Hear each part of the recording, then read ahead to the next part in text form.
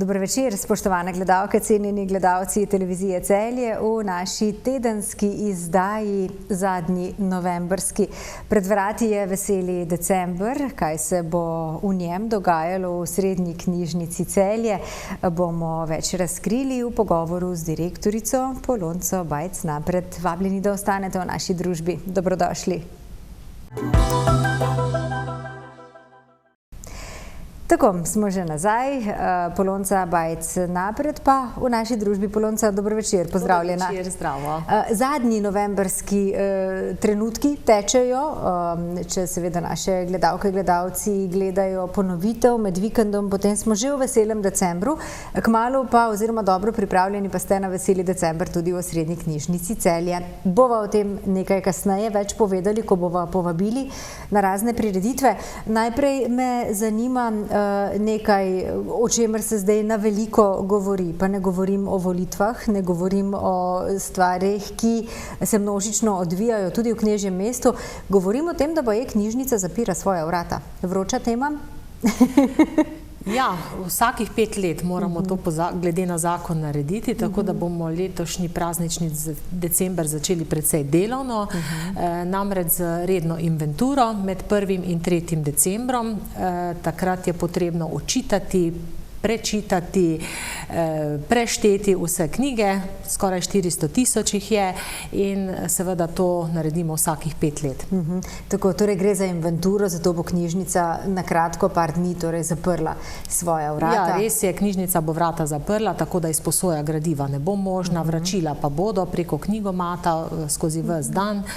Ravno tako bomo imeli telefonsko linijo, kjer bodo lahko bralci kaj vprašali, če jih bo kaj zanimalo, tako da čisto brez informacij v teh 3 dneh ne bodo. Tako, od jutri pa do 3. decembra, torej bo pa v decembru potem veselo, ne? 3. december je sploh veseli dan, ne?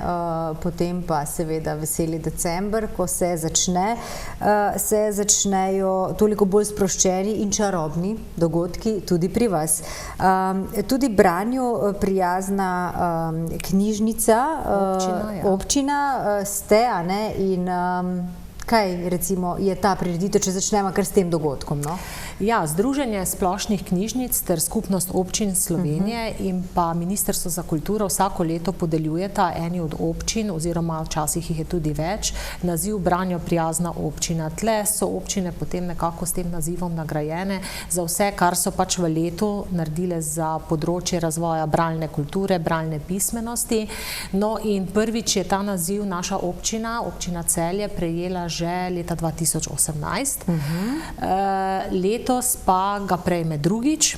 V petek bo ta podelitev na Ministrstvo za kulturo in sicer je bil ta prispevek ali pa aktivnost, ki se je v Celju dogodila. To so bile knjigobežnice, hiške, ki so jih pripravili oziroma izdelali dijaki iz Srednje šole za gradbeništvo. V njih pa se nahajajo knjige in te hiške so postavljene na različnih lokacijah v Celju. Te knjige lahko ljudje vzamejo, lahko jih preberejo, vrnejo ali pa mogoče notri prinesejo tudi kakšno svojo knjigo. Tako da trenutno mislim, da so 3 oziroma 4 te hiške, ena je na Otoku, ena je ob Savinji, na Hudinji in pa mislim, da tudi v Novi vasi. Bo pa seveda s časoma teh hišk vedno več, tako da bo v bistvu to nekako potem en tak cel celjski projekt. Veselimo se petka na Ministrstvu za kulturo, gremo s kolegicami iz Mestne občine Celje, seveda ponosno dvigniti to priznanje. Absolutno.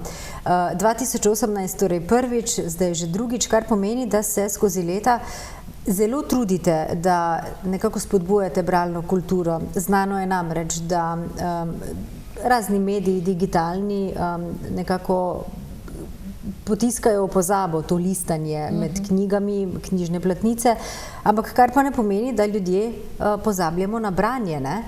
Se pravi, je zelo pomembno, so pomembni tovrstni projekti, da se ohranja ta kultura branja, ker ne vem, mladi še znajo brati, še pridejo v knjižnico. Zdaj proti koncu leta boste verjetno tudi potegnili kakšno črto, pa mogoče Polonca, ko vas imamo ravno tu. Kako je bilo letos uspešno z branjem? Ste imeli veliko članov, bralcev, ki smo prišli v knjižnico in prelistali kakšno knjigo oziroma si jo izposodili? Ja, jaz imam do 15. novembra decembra pripravljene te statistične podatke. Res je, letos so seveda podatki neprimerljivo boljši, ampak še vedno niso tako primerljivi s preteklim leti, ko je bilo to korona obdobje. Vemo, da je takrat bila izposoja in pa obisk knjižnice slabši. No, letos pa predvsem smo zadovoljni z vpisom v knjižnico. Ta je narastel, moram reči, skoraj za 100%. Enako tudi izposoja gradiva. Določeni kazalniki na določenih sklopih gradiva so slabši. Predvsem je to na področju glasbe in filma, videokasete, CD-ji, to vemo, da se pravzaprav v tem času skoraj ne sposoja. Tudi čitalnica, recimo časopisje, beležimo slabše rezultate, ker večinoma vsi kar po pametnih telefonih pobrskajo. Kar pa se tiče ostalih gradiv, otroškega in leposlovja, no tle pa moramo reči, da so pa kazalniki bistveno višji, ne. Tako da ja, se trudimo, različne prireditve, različni bralni projekti, tako za najmlajše, kot tudi bralna značka za odrasle. Letos 11. leto zaključek, no in ta bo prihodnji teden. Tako, bova še povabili, je pa zelo pomembno poudariti, glede na dobre kazalnike, se lahko torej kar veselite prihodnjega leta, ne?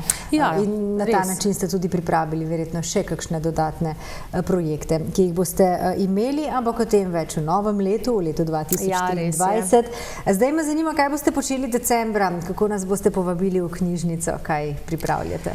Ja, no, tako kot sem že omenila, prihodnji teden, 6. decembra, 11. zaključek bralne značke za odrasle z branjem do zvezd. Letos jih imamo 72 sodelujočih, vsi bodo prejeli priznanja in pa seveda tudi nagrade.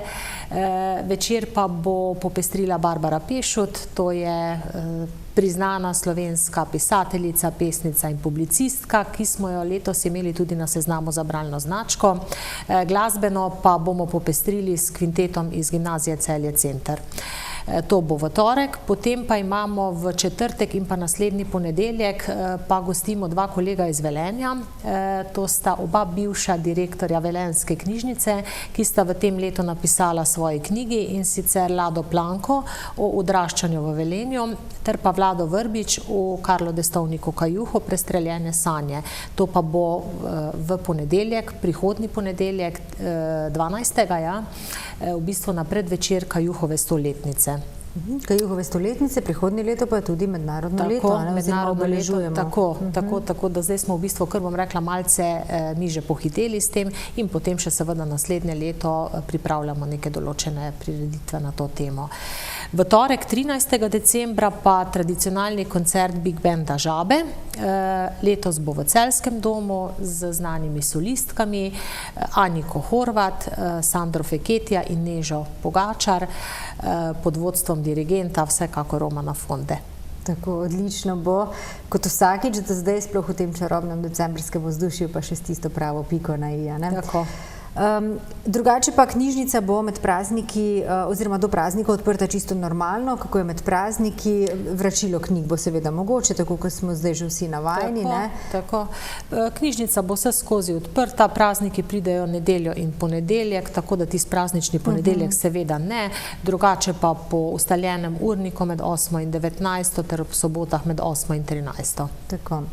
Lepo, Polonca, sva kaj še pozabili, bi mogoče še potegnili kakšno črto pod leto 2022? Ja, nič, enkrat bi seveda samo želela opozoriti bralce na to inventuro, tako da bodo res seznanjeni, da med 1. in 3. decembrom ne bodo zastonj prišli v knjižnico. Sicer pa bi jih vse povabila, da pridejo, da z nami preživijo kakšen ta predpraznični večer. Tako, lepo bom, kot znate vsakeč pripraviti, verjamem, da bo tako tudi letos, drugače pa tudi spletna stran, pa družbena omrežja. Tako, pa redno obveščanje po elektronski pošti, pa tudi v medijih, v živo, vsekakor. Lepo. Hvala lepa, Polonca. Čestitke ekipi, še za eno leto uspešno zaključeno, ne, počasi, zdaj že res gremo proti koncu in pa v novem letu seveda spet vabljeni k nam, velja. Ja, hvala za povabilo in vse dobro vam. Srečno. Srečno.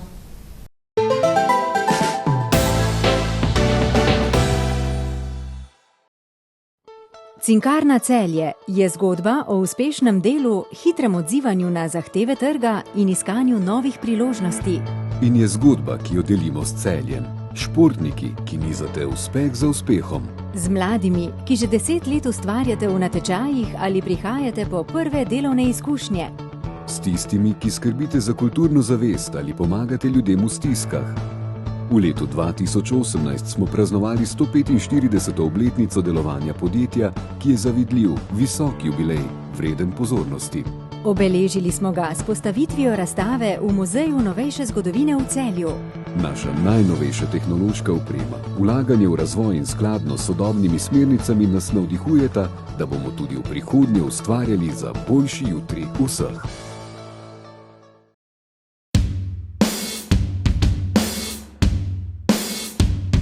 MeTeam predstavlja enostavno uporabniško videokonferenčno orodje, ki omogoča hitro in zanesljivo komunikacijo tako znotraj, kakor zunaj vaše organizacije. Omogoča vam organiziranje projektnih skupin, snemanje konferenc, glasovanje ter beleženje in shranjevanje podatkov. Je orodje, ki predstavlja idealno rešitev pri sodobnem načinu vodenja ter komunikaciji tako s partnerji, strankami kot tudi zaposlenimi. Delovanje sistema pa spoštuje vse predpise o varnosti podatkov, saj vsi podatki, s katerimi upravljate, ostanejo v vaši državi. V kombinaciji s pametno tablo Novatel Clever Touch pa postane orodje MeTeam resnično popolno. Pametna tabla namreč omogoča pisanje, risanje in prikaz interaktivnih vsebin, ki jih s pomočjo orodja MeTeam delite neposredno v videokonferenčnem pogovoru. Ob tej izjemni kombinaciji orodja MeTeama in pametne table Clever Touch bo deljenje vsebin ter poslovno komuniciranje postalo res enostavno in brezskrbno.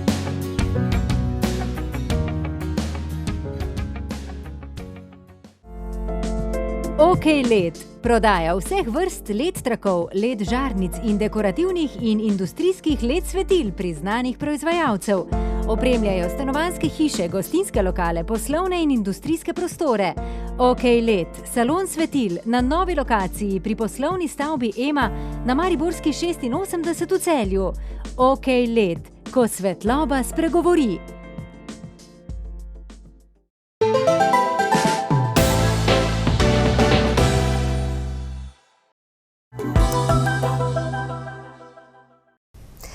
Tako, spoštovane gledalke, cenjeni gledalci, veseli december se torej nezadržno približuje. Preživeli ga bomo vsaj del tudi v Osrednji knjižnici Celje na njihovih dogodkih, ki jih torej pripravljajo. Kaj pa se dogaja na upravni enoti Celje? Tudi danes nam na nekaj vaših najpogosteje zastavljenih vprašanj v upravni enoti odgovori načelnik upravne enote Celje, Damjan Vrečko. Urejam si gradbeni kredit in banka zahteva uporabno dovoljenje stanovanjske hiše, ki je bila zgrajena leta 1998. Na kakšen način ga lahko pridobim? Predvidevamo, da je bila stanovanjska hiša zgrajena na podlagi gradbenega dovoljenja in v uporabi od leta 1998 naprej. V tem primeru lahko pridobite uporabno dovoljenje po 150. členu gradbenega zakona.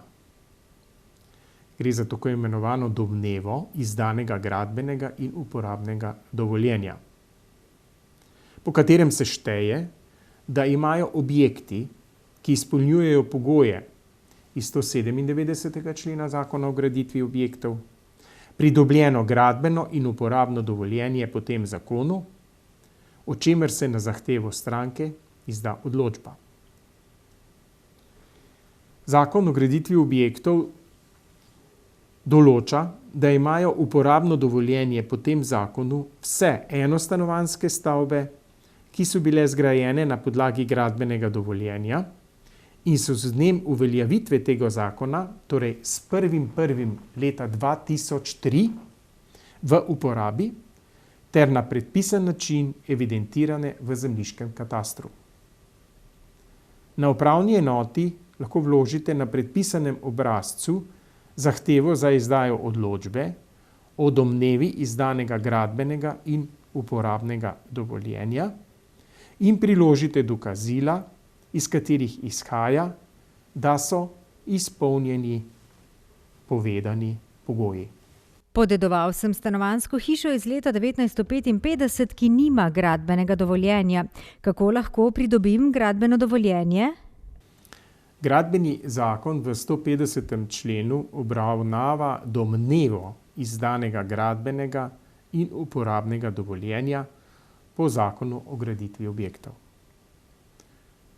Po tem členu se namreč šteje, da imajo objekti, ki izpolnjujejo med drugim pogoje iz 197. člena zakona o graditvi objektov, Pridobljeno gradbeno in uporabno dovoljenje po tem zakonu, o čemer se na zahtevo stranke izda ustrezna odločba. 197. člen Zakona o graditvi objektov določa, da med takšne objekte med drugim spadajo tudi vse stavbe, ki so bile zgrajene pred 31. decembrom leta 1967 in poslovni prostori v njih, ki so z dnem uveljavitve tega zakona, torej na dan 1.1.2003 v uporabi, če se jim ni spremenila namembnost in so zemljišča, na katerih so zgrajene, na predpisan način evidentirane v zemljiškem katastru. Lastnik objekta mora takšnih zahtevi, ki se vloži na predpisanem obrazcu, priložiti ustrezna dokazila, iz katerih izhaja, da so izpolnjeni pogoji, ki jih določajo določbe povedanega zakona.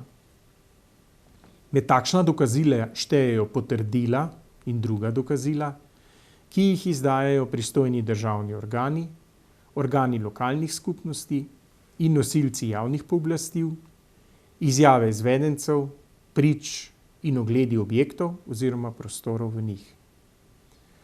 Pri tem pa po novem gradbenem zakonu zadostuje, da stranka izpolnjevanje teh pogojev dokaže z verjetnostjo.